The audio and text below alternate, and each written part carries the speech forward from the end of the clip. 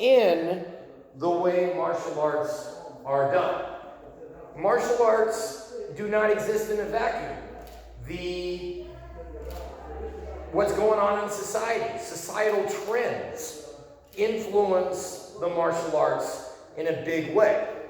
So we think about, for example, karate and jiu-jitsu and judo and all these martial arts from Asia, and Japan in particular, and we think, well, they're really good martial arts and stuff like that. There was a brand new martial art that swept Japan in the early, really the 1900s, but it's in particularly after World War II.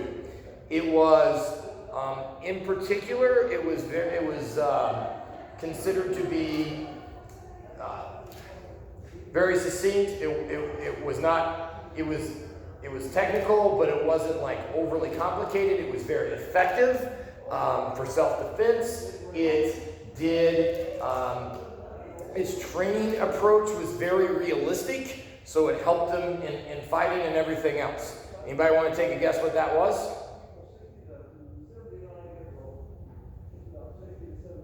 Boxing. Okay. Because that was after World War II. In particular, the American servicemen came over into Japan and brought boxing with them. And this was the new, this was the greatest thing since sliced bread to them because it was new. Meanwhile, the American servicemen were bringing the Asian martial arts because they were stationed in Asia after World War II. They were learning Asian martial arts and bringing it back here, and we were thinking that was the greatest thing since sliced bread, right? So, and just this cultural exchange and what's new and exciting has a lot to do with it. One of my more favorite examples is in a particular style of Kali, which is Filipino stick fighting. Okay? If you look at, in the Philippines, this particular style, advance is advante, which is Italian. Okay? Retreat is Spanish, okay, for retreat. Side to side is in their native dialect. So within one martial art, a Philippine martial art, you've got Italian, you've got Spanish, and you've got their native language. Well, the native language makes sense. Why is the Spanish there?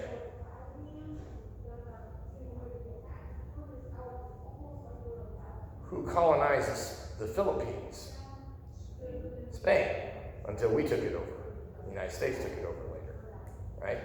So it makes sense that there would be some Spanish influence in that, yeah? Where did the Italian come from?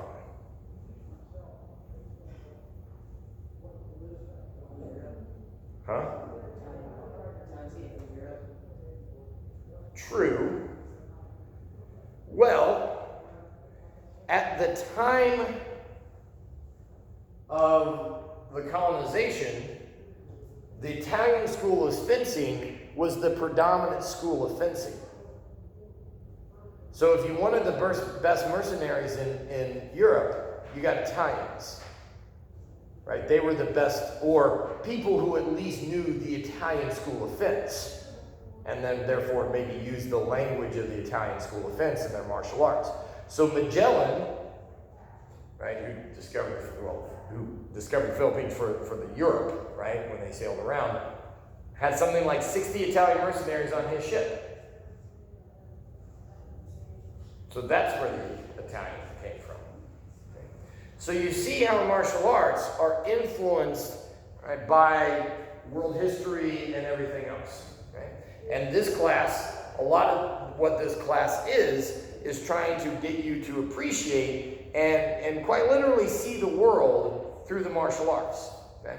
Now the first couple of weeks are going to be a little more academic, right? And we're going to talk about some key concepts, difference between martial arts and self-defense, difference between martial arts and martial sport, how those two don't always necessarily agree with one another. We're going to talk about kind of the religious influences on the different martial arts and the philosophy behind some of that. And so that's kind of the background. Then when we get into studying the more specific styles, then you kind of, so we had that discussion about martial sport. And so when we talk about sport as it relates to Taekwondo or Judo or whatever, you can see some of those issues that we've already talked about come into play, right? But then ultimately what we're going to do, if you didn't look at the syllabus on Facebook, basically ultimately what we're going to do from that is we'll sit there and we will look at we'll look at kicking arts, from French kickboxing, which is called Savate, to Muay Thai, to Taekwondo, right? And basically, how do they do it versus how do you do, how does this style do it versus this style, and everything else. So you get to see each one of those play out in different ways. Then we're going to turn around and we're going to go in, we'll talk about it, but then we go over and play, right? And go, okay, you get to sample this just a little bit, but you get to experience those differences played out in person, right? So this is a really neat opportunity. Again, I taught this as a college class, and there's only a couple college classes in the entire country like that I was teaching at the university, and now and then again, you get to do basically the same thing. So this is a really neat learning opportunity, and you're probably going to learn a lot more than what you bargained for, besides just the kicking and punching. But that's what makes this a special class. Okay? So today is we got to define the aspects of the martial arts a little bit more. So if we're going to study martial arts, we have to define what that means. Webster's dictionary describes martial arts as any of the various systems of self-defense originating in the Orient, such as karate, also engaged in as a sport. Okay, let me repeat that. Any of the various systems of self-defense originating in the Orient, such as karate, also engaged in as a sport. So we'll begin by discussing what is wrong with that statement. What's different or wrong about that? Pick a key word, any key word.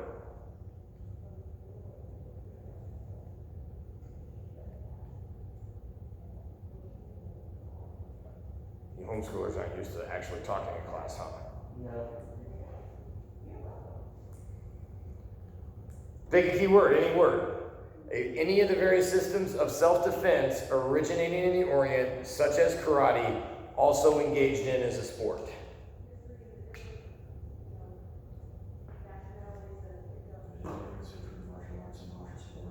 What's that? Okay, so also engaged in the sport, right? Now, so there are martial sports, but there are plenty of martial arts that don't have a sport component to it. Okay, Wing Chun or Jun Fan Jie Kyo Di or things like that don't have there are plenty of arts that don't have a sport component. Many are very sport averse. We can make the argument, and again, this is a whole other class, but we can make the argument there are several martial arts that have a sport that really shouldn't have a sport. Or the sport came much later, and this is true, a lot of the martial sports are modern developments, have really only existed for 50, 60 years. But the art has been around for hundreds. So was it not a martial art before the sport came along? Right? They adapted the sport, and we see this even in medieval Japan. Right? So the ancient traditions, the sword fighting, for example, in eras of peace, they weren't getting much practice on the battlefield anymore. So what they had to do was really, the sport of kendo really started to develop as a supplement, as a way to duel and test skill, because they weren't able to do it on the battlefield like they used to. Right? And so sport became a necessity in times of peace to test or to kind of recreate. So there are some pros to sport in that regard, okay? But again, it only existed because of what martial arts were not able to do the way they wanted to, at least originally, right? There's lots of things can be made into sport. Hapkido, there is a sport version of Hapkido, and quite honestly, it only exists because everybody does Taekwondo, got to do tournaments, and Aikido people are like, well, I don't want to do a tournament. I want to do it too. I mean, it's not a very pretty art. It's not a very pretty sport, if you will, right? It's kind of weird as a sport, right? But people make up all types of sports. When you're bored at like your grandparents' house or something like that, you find a way to make a game up of something, right? I mean, out of necessity. Right, so there are plenty of other sports out there that weren't necessarily a integral part. Now, it does have there are certainly pros for the sport aspect, but it isn't necessarily a requirement. Okay, what else? Other things. Various systems of self-defense originating in the Orient, such as karate, also engaged in the sport.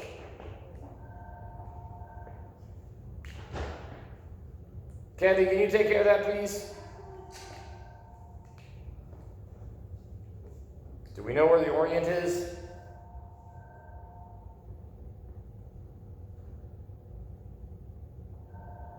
You guys have to speak. That the longer this takes, then the less time we have to do stuff over there. Does anybody know where the Orient is? That's an old phrase for Asia, right? From Asia. Now, a lot of martial arts are from Asia, and when we think about martial arts, and especially in the West, we think about, Asian martial arts, people wearing the angry white pajamas and stuff like that. But, there's Brazilian Jiu-Jitsu, which by definition came from Brazil, or capoeira is a slave art from Brazil. People around the world have figured out how to fight, right? You have Indonesian martial arts, still technically Asia, I guess, right? But you've got Lua from Hawaii, from the. It was just Jen. She forgot you had to teach it this morning. Okay. You have you can see 14th century German longsword manuals, and the knights of old had what they called grips. That was their grappling, hence the term coming to grips, right? Was grabbing a hold. But there are 14th century German longsword manuals that, basically look like jiu-jitsu. Because there's only so many ways that you can bend an elbow, right? And people in Europe figured that out just as easily as people in Asia did or whatever else, right? So European had their arts, wrestling, Western wrestling. Wrestling is from all over the world. Again, like I said, there are martial arts from all over the world, and we're going to sample some that are not necessarily Asian in nature. Okay? And then the last one was self-defense. Now, a lot of people do get into the martial arts because of maybe some self-defense motivation, but it also kind of depends on which martial art. There is the practice of archery today, and not necessarily like your hunting archery, right, but the more traditional bow and arrow, maybe even mounted archery, right? Fencing, all types of swords, German long swords or whatever. Most people don't carry swords around today. It's actually some places pretty illegal to carry swords around today. Right, so does that have a self-defense? Is that very practical from a self-defense standpoint nowadays? Or a naginata, which is basically a Japanese glaive, or it's basically a 7 to 9 foot pole with basically the sword on the end. So you sweep with it out here, right? It's for cavalry, right, and things like that, right? So think Braveheart, the spears and stuff like that, but with the sword, right? So again, not very practical to keep in your car, right? If it's sticking out the window or whatever, and decapitating people as you drive down the road or whatever, just to these arts are still practiced, okay? And so obviously, maybe at some time in their history on the battlefield, they absolutely had a element or a important component to self-defense. Okay? But it is not necessarily, it is not in the age of firearms and the civility of modern society, a lot of those aspects of martial arts are not there. Hey guys, come on in. Okay. Let me pull you out another table so you can have a seat back here. Go ahead and grab those 2 chairs for me, please.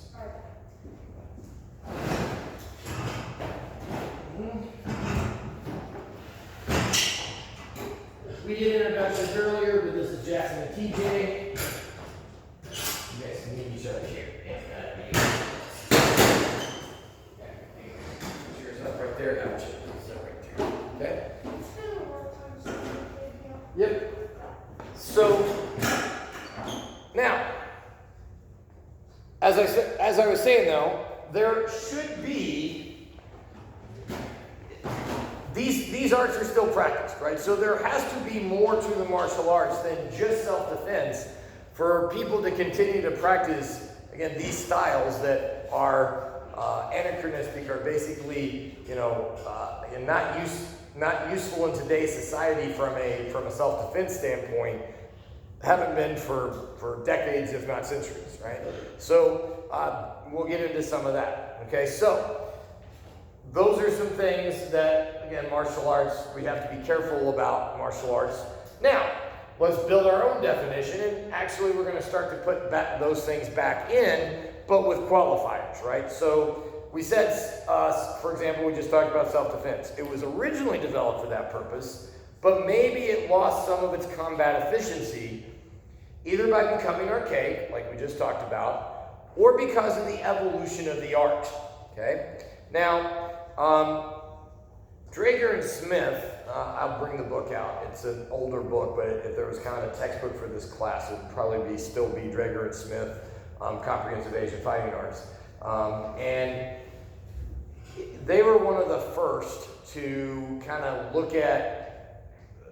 take the academic approach that we are taking to the martial arts right now. They were really one of the first, and this book was kind of the start of the field, which they coined hoplology, okay? Hoplos is Greek for basically war, right?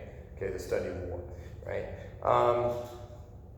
So Drager and Smith make a distinction. They were the first to do it, and they were onto something. And they distinguish between the jutsu and the do styles, right? So we have budo versus, or the do versus the bujitsu, jutsu, or the jutsu indi. So the bu refers to warrior, okay? You might have heard of the samurai code being bushido, right? The code of the warrior, right? Bu refers to martial or warrior, okay? Martial, okay? The warrior, the martial code. Bu is mu in martial arts, or in Korean, so mudo, right, is, so a martial artist in Korean is mudo-in, right? Mudo, in, okay, martial artist, okay? But, so the difference is the suffix, okay? Originally, they were, back in the day, I mean, hundreds of years ago in Japan, and this terminology is specific to Japanese martial arts, but we can apply it, the principle, to Asian martial arts and beyond. In fact, a lot of martial arts outside of Japan have still this, like Taekwondo is a Korean martial art, but they have the same do ending now, okay? But what's the difference? Jutsu translates to art, okay? Jutsu is art. Basically the arts of war. Budo, do means way, as in, like we talked about in Taekwondo or Aikido, way is in the way of life, right? Budo, do, this do in Japanese, in Chinese is Tao, T-A-O, as in Taoism, as in the philosophy / religion. Okay? So this Do is more philosophical in its connotation, right? Originally, the art forms were more jutsu, okay? Kenjutsu, the art of the sword, kendo. Kenjutsu became kendo, okay? The change from jutsu to do emphasizes or illustrates a philosophical shift in the martial arts, okay? Jutsu, as I said, relates to the way, how do you slice someone in half?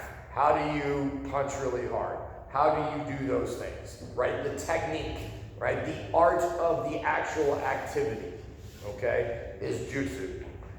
Do, as we said, is more a philosophy, the way of life, okay? So it translates more to the martial way. Again, so the teaching is more about, the discipline, the morality, the respect, the things that we say martial arts in particular give us today, right?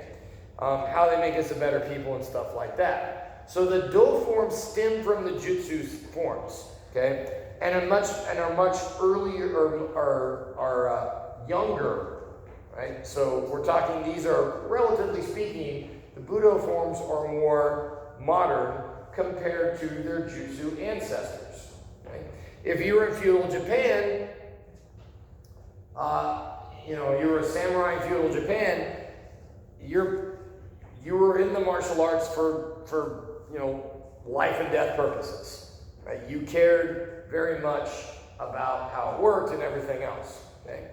But as times changed, as civilization grew, and again, things were more peaceful, and we just talked about society changed. People didn't need to go around cutting people down in honor duels anymore. That didn't happen anymore. Okay? Then the martial arts had to change or adapt too, right? They had to be rebranded. They had to be repackaged to fit the needs of more modern society. So the shift or the emphasis changed from the efficiency on the battlefield or in self-defense to what are those other side benefits that you get from studying martial arts? The discipline, the respect, right? The confidence that after doing martial arts and the fighting spirit that even kind of pseudo playing with violence, not real fighting, we're not like slugging it out or whatever, okay? But that's still, making us stronger, more courageous, right? Those types of things. These other benefits that were kind of more byproducts before become the point of emphasis, okay? And if you're emphasizing those side benefits, then you're not emphasizing the jutsu, right? So does it, in times of peace, and does it really matter if the sword cutting isn't exactly the same as it was before? Because it's not like you have to cut anybody in half nowadays anyway, right? So what's the point? So you see how things start to evolve. The emphasis turns on more the self-betterment and those other factors, and the focus gets away from the efficiency on the battlefield, right? So this trend is really common in most martial arts today, right? So again, we learn now, and sometimes people today kind of even knock, well, the way karate does is not very realistic, it's not very good for self-defense or whatever else. Well, okay, do you think karate would have existed for 300 years if it never worked in the first place? It existed because so you could defend yourself. Well, yeah, and people didn't really attack people. Do you think people attacked people? There's only so many ways to attack people. Do you think people attacked people differently back then? I mean, did they punch differently back then? Right? So usually it's not a question of, it's not that the art, like people didn't know how to attack people in an era that was more violent, okay? In a stage in history where, murder and plundering was more rampant than it is today. I mean, we live in the most peaceful era in the world, right? In world history, right? So it's not that they didn't know how to deal with it back then, and people just made up stuff and somehow survived for 300 years. No one will put up with that. It's how we teach it now has changed, and we've lost some of its efficiency and effectiveness because we've maybe let some of that effectiveness slide because of the dough aspects. Because what we're really teaching now is this, not this, right? So again, the original styles were mostly jutsu styles. Jiu-jitsu became judo, right? Now, you could make the argument that there are still some of these styles that exist today. Another way we say it is koryu. Okay, O-R-Y-U. The koryu is another phrase for the very old school types of martial arts. These are the ones that, in theory, took great care, and I say in theory because I'll amend this statement in a minute. They took great care to hand down the actual effectiveness of the art throughout history, right? And it's a very different, supposedly it's a very different vibe, right? You don't come here to learn koryu. You don't go to your local strip mall to learn koryu, right? This is, for the most part, there are exceptions. One of my favorite authors is a Westerner, an American who basically went and studied 30 years in Japan and now is a teacher of his koryu, but he teaches in America. That's very rare, okay? But you go in Japan and you study for decades in a hall, right, for this. But the idea is, the founder of the system survived on the battlefield with these techniques. I want to survive on the battlefield with these, so we don't mess around. We do our best to preserve the teachings as best as we can, because there is literally life and death, and I need to know those precisely, right? You hear about, you never discuss or share secrets with other people because, again, if there are the secrets of the school, right? Like if there was the imagery, you guys are all homeschooled, so I don't know, but you have the imagery, if there's a fight at school, everybody comes running to watch, right? If there was a duel in Japan between samurai, everybody else came running to watch. What everybody else was doing was trying to take notes, to try and figure out, this is their stance, this is how they handled the sword, this was their technique. It was gaining intel on another rival Ryu. It was gathering intel on another style, because that could be the advantage they needed to understand if they met on the battlefield or, and dueling down the road, right? So they tried to preserve this knowledge as best they could. In doing so, the emphasis was much more on the art itself and less on the development of the person, okay? Because the art was what mattered the most, not you. You are a vehicle, you are a vessel to preserve this line of truth in fighting, okay? The individual was subservient to the art, Okay? That's a little different. Hold on, I'm on a roll. Give me just a second. Okay? That's a little different than Budo, where we said we are trying to develop you as a person. You're using martial arts as a vehicle to make ourselves a better person. That's dope. Right? The Koryu, the art is important. You're not. We have to preserve the art as almost as a bond, as a fraternity of blood. You took a blood oath to go into the Koryu. This is the way I'm going to fight. These are my brothers. These could be my brothers on the battlefield, right? It's not always, but usually tied to all the warriors that were connected to a particular daimyo, a particular, standing army in feudal Japan and things like that, right? Okay, so it's a very different mentality. These still exist, but as we'll talk about, they still kind of underwent the same things. Yes? What was your question? So is Koryu kind of like cheating, like against them by? No. It's just they're trying to preserve the old, like, authentic way of doing things. But here's the thing. The image of the Koryu is this I'm doing something that was done in Japan 500 years ago. I'm doing exactly the way the samurais did back then. Okay?